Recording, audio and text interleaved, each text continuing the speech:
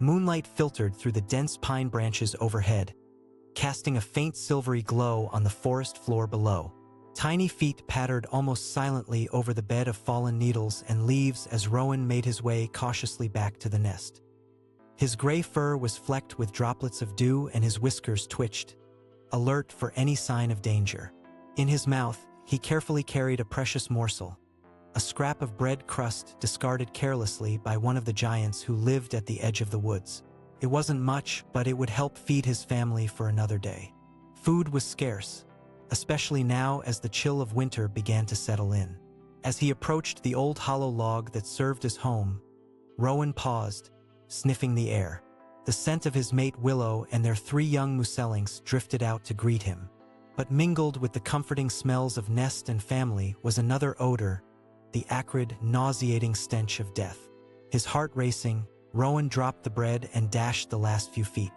"Willow!" he called out desperately as he reached the entrance, but only silence greeted him from the dark depths within. Dreading what he would find, Rowan crept inside.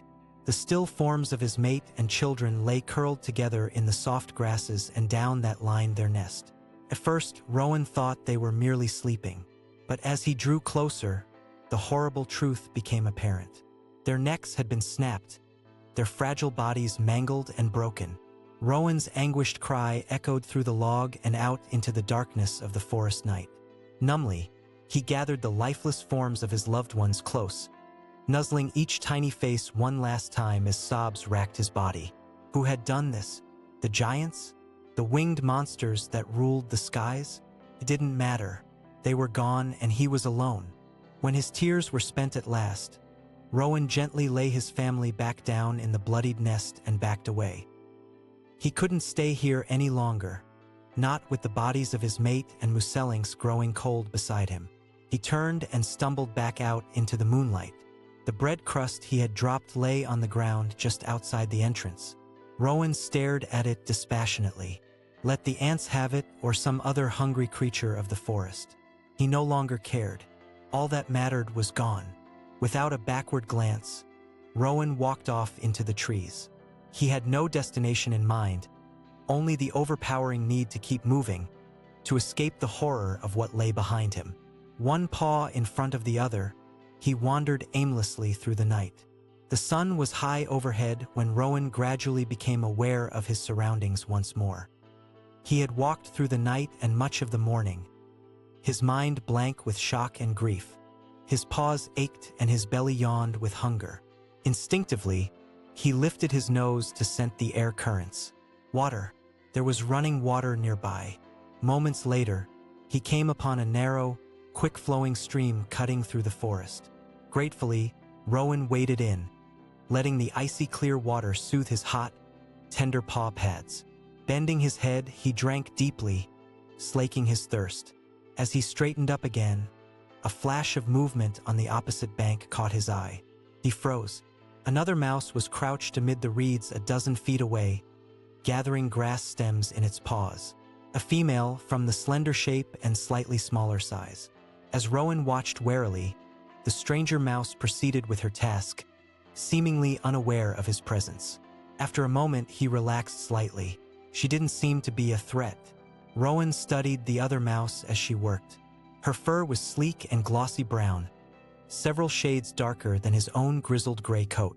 She moved gracefully, her paws deft and sure as she collected the long green blades. Almost against his will, Rowan felt a spark of interest kindle in his numb heart. Who was she? Where had she come from? He hadn't seen another mouse since leaving his family's nest. Family. With a pang, Rowan remembered his mate and musellings, lying broken and lifeless in the blood-soaked grasses. The memory hit him like a physical blow, driving the breath from his lungs. What was he doing, staring at some strange female mouse, when his loved ones were dead? Guilt and grief crashed over him in a suffocating wave. Blinded by tears, Rowan stumbled back out of the stream and fled into the undergrowth. He ran until his lungs burned and his legs gave out beneath him, collapsing finally in a miserable heap beneath the sheltering roots of an enormous oak tree. There he lay, chest heaving with exhaustion and sorrow, as the shadows lengthened and night fell once more. The next few days passed in a blur for Rowan. He drifted through the forest, barely aware of his surroundings, consumed by grief and pain. He ate when he could summon the energy, drinking from streams and chewing half-heartedly on seeds and nuts foraged from the forest floor. But for the most part, he simply existed, putting one paw in front of the other as he wandered ever deeper into the trees. Gradually, the dull fog of morning began to lift, leaving behind a grim determination to keep going, no matter what. His family was gone, but he was still alive, and as long as he lived, he would honor their memory by surviving. It was all he could do. With new purpose, Rowan began to take more notice of his surroundings. He needed shelter, a safe place to rest and store any food he managed to gather, and he needed to be constantly on guard against the dangers of the forest, the giants, the winged monsters, and any other threats that might cross his path. It was while searching for a suitable den site that Rowan came across the tracks. Mouse tracks, smaller than his own, winding through a patch of damp earth alongside a narrow stream. Heart suddenly pounding, Rowan bent to examine them more closely. Could it be the female mouse he'd seen days ago? Warily, he began to follow the tracks, pausing frequently to listen and sniff the air for any hint of danger. The trail meandered through the underbrush, leading him deeper into a part of the woods he had never explored before. Just as he was beginning to fear he had lost the scent, Rowan pushed his way through a dense tangle of brambles and found himself in a small glade, face to face with the female mouse. She was crouched beside a fallen log, industriously weaving grass and leaves to form a basic nest. At Rowan's sudden appearance, she leaped to her feet, back arched and fur bristling in alarm.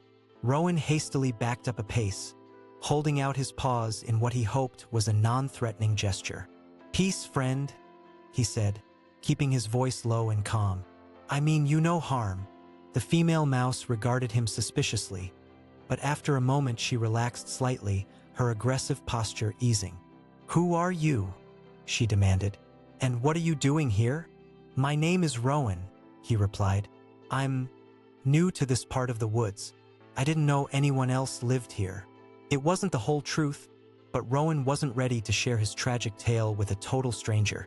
The female mouse cocked her head, studying him intently. "I'm Sage," she said at last. "I've lived in these woods my whole life. It's rare to see another mouse around here. Most keep to the edges, where they can scavenge from the giant's leavings." Rowan nodded. "My family used to live that way too," he said quietly. "But not anymore." Something in his voice must have given away his pain, for Sage's expression softened slightly. She looked at him with new understanding. "You're alone," she said. It wasn't a question. Rowan swallowed hard and looked away, blinking back the sudden sting of tears. "Yes," he managed to get out. "I am now." To his surprise, Sage took a step closer and reached out to touch his paw gently with her own. "I know what it's like to lose everything," she said softly. "You're not the only one." Over the next few weeks, Rowan and Sage slowly got to know one another as they foraged and explored the forest together. Sage, it turned out, had also suffered great loss. Her mate and two of their muselings had been killed by a giant just a few moons prior. Only Sage and her youngest daughter, a tiny scrap of a mouse named Violet, had escaped. "I thought about leaving the forest afterward," Sage admitted as they shared a meal of berries and seeds one evening. "Taking Violet and trying our luck somewhere else, away from the giants and winged monsters. But this is our home. I couldn't bring myself to abandon it, even after everything that happened." Rowan understood. Despite the constant dangers and hardships, the forest was in his blood. He couldn't imagine trying to make a life anywhere else. As the days passed, he found his thoughts turning more and more to Sage. She was brave and resourceful, with a quiet strength that Rowan couldn't help but admire. He knew it was too soon, that both their hearts were still raw with grief, but he couldn't deny the growing bond between them. One crisp autumn morning, Sage asked Rowan to accompany her on a foraging trip to the very edge of the forest, where an old giant nest stood vacant and crumbling. It was a dangerous journey, but the promise of the rich pickings to be found in the giant's leavings was too tempting to resist. They set out at dawn, creeping cautiously through the undergrowth and keeping a wary eye on the sky for any sign of the winged monsters. As they drew closer to their destination, the trees began to thin out, giving way to stretches of open meadow dotted with the massive rectangular shapes of giant nests. "There," Sage whispered, pointing with her nose to a particularly decrepit-looking structure set apart from the others. "That's the one. If we can get inside, we should be able to find all kinds of treasures." Rowan hesitated, an uneasy feeling settling in the pit of his stomach. The nest looked abandoned, but what if the giants returned while they were inside? Or worse, what if it was a trap, designed to lure unsuspecting mice to their doom? But Sage was already headed determinedly toward the looming shape, and Rowan had no choice but to follow. The nest was even more imposing up close, towering over them like a small mountain. A gaping hole yawned in one crumbling wall, and it was toward this dark opening that Sage led the way. Rowan followed close on her heels, every muscle tense and ready to flee at the first hint of danger. Inside, the air was musty and stale, thick with the odors of decay and neglect. But Sage had been right.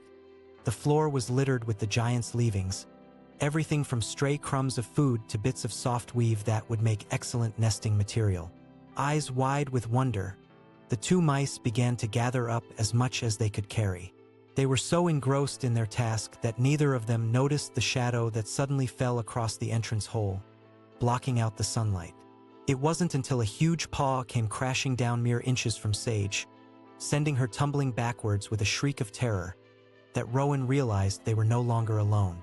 A giant had returned to the nest, and it had found them. Rowan and Sage ran for their lives as the giant bellowed and grabbed for them.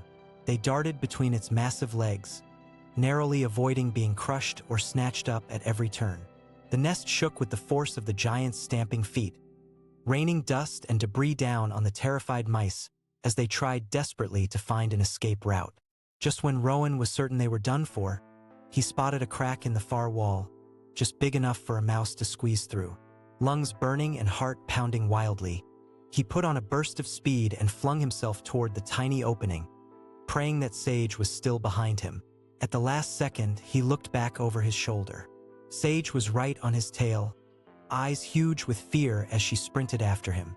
But the giant was closer still, its grasping paw just inches from her frantically churning legs. With a final desperate lunge, Rowan hurled himself through the crack and out into the blinding sunlight beyond. He hit the ground hard, rolling over and over in the dirt before coming to a dazed stop against a tuft of grass. Sage tumbled out a split second later, landing in a panting heap beside him. For a moment they simply lay there, chests heaving as they gulped in the sweet, clean air. Then, slowly, they staggered to their feet and began to take stock of their surroundings. They had emerged on the far side of the giant nest, facing the vast expanse of meadow that separated the forest from the giant's domain. The nest loomed behind them, still shuddering from the giant's enraged trampling. But for now at least they seemed to be safe. Rowan turned to Sage, a shaky laugh bubbling up in his throat as relief crashed over him in a dizzying wave. "That was too close," he gasped out, voice trembling slightly. "I thought for sure we were done for." Sage nodded, still struggling to catch her breath. "It was foolish to go in there," she said ruefully. "I put us both in terrible danger." "We got out alive," Rowan pointed out. "That's what matters." Impulsively, he reached out and took Sage's paw in his own, giving it a gentle squeeze. She glanced up at him in surprise, but didn't pull away. "Thank you," she said softly, "for getting me out of there. I owe you my life." Rowan shook his head. "You don't owe me anything," he replied. "I'm just glad we're both okay." Hand in hand, they began the long trek back to the safety and shelter of the forest, leaving the terror of the giant nest behind them. The seasons turned, summer fading into crisp autumn days, and then the first biting chill of winter. Sage and Rowan grew closer, their bond deepening with each shared meal, each narrow escape from the ever-present dangers of the forest. Rowan learned that Sage's quick mind and keen observation skills made her an excellent forager, able to spot the tiniest seed or berry hidden among the leaf litter. Sage came to rely on Rowan's strength and courage, trusting him to keep her safe from the giants and winged monsters that seemed to lurk around every tree trunk. As the days grew shorter and colder, they began to talk hesitantly of the future, of starting a new nest together when spring arrived. Both knew the risks, the constant fear and hardship that came with bringing Muselings into such a perilous world. But the thought of facing that world alone, without the comfort and companionship they had found in each other, was even worse.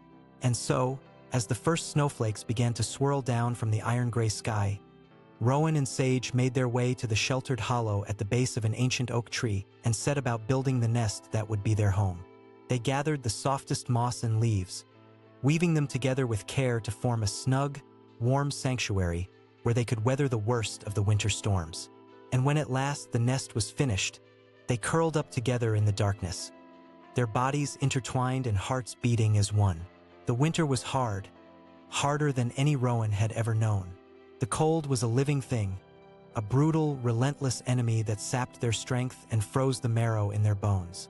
Food was scarce, and more than once they were forced to venture out to the very edge of the giant nests, risking discovery and death for the chance to filch a few stray crumbs. But somehow, day by day and night by long, dark night, they persevered. They clung to each other for warmth and comfort, whispering words of love and encouragement when all hope seemed lost. And slowly, impossibly, the season began to change once more. The first hints of spring were tentative, almost shy. A subtle shift in the quality of the light filtering down through the bare trees, a slight softening of the frozen earth beneath their paws. But as the days passed, the signs grew stronger, tiny green shoots poking up through the snow, the first brave birds returning from their winter travels to fill the air with song. And with the spring came new life.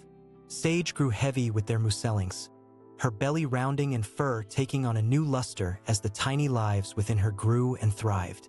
Rowan marveled at the strength and resilience of his mate, at the miracle they had created together against all odds. When the time came for the Muselings to be born, Rowan never left Sage's side. He brought her water and the choicest morsels of